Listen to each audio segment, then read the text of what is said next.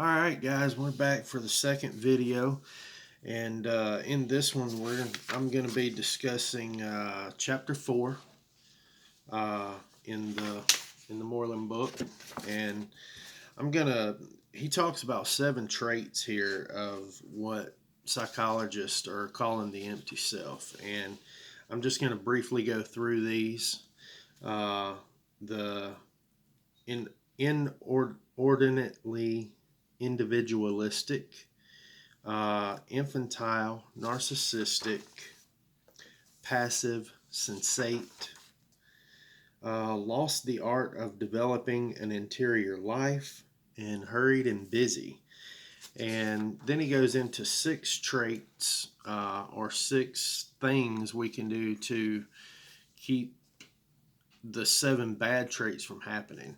And no doubt, if you're anything like I am, when you read through their 7 traits, you probably found a little bit of yourself in every one. You know, I was reading those and I was like, man, this J.P. Moreland, he's pretty honest in here.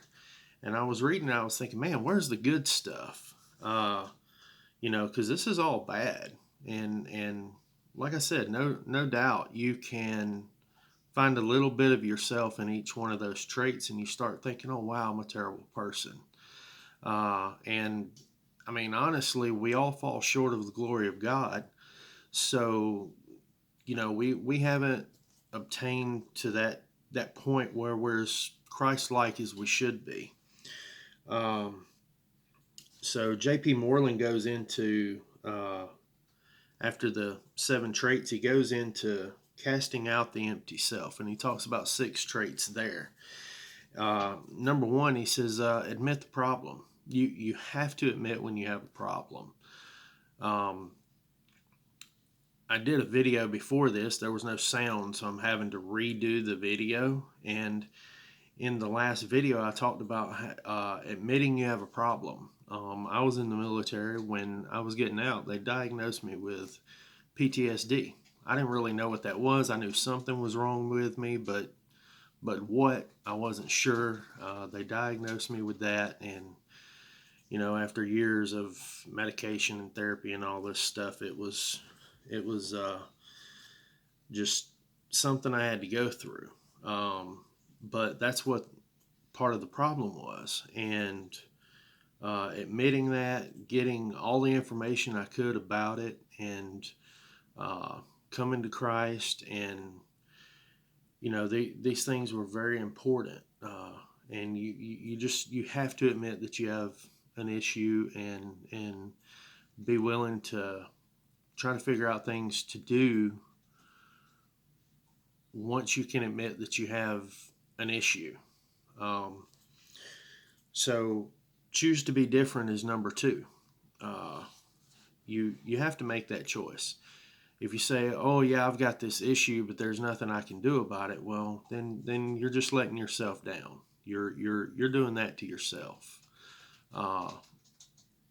There's no one that can help you if you don't want help. And you have to choose to be different. You have to choose to go against what your problem is. You have to do that. Change your routine. Changing your routines are important, because what happens is we tend to do the same things over and over and over. We just aren't very good at changing routine. It's not an easy thing to do, but you have to dig deep and change your routine. If you have an office job or something, get out and take a walk. Go join the gym.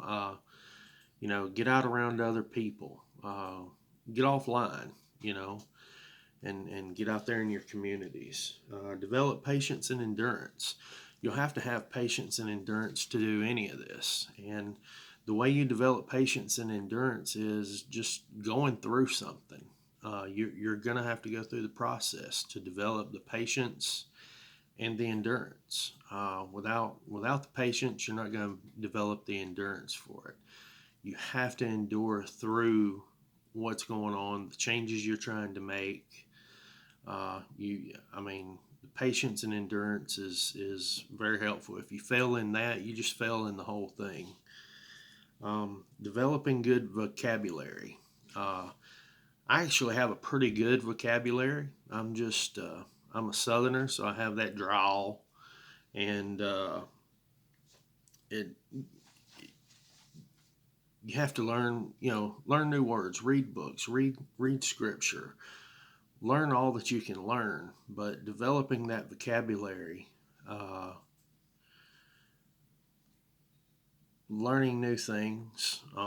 J.P. Moreland mentions keeping a dictionary close by and just learn a new word, learn the meaning of it. I would add to that, just learn what you can learn.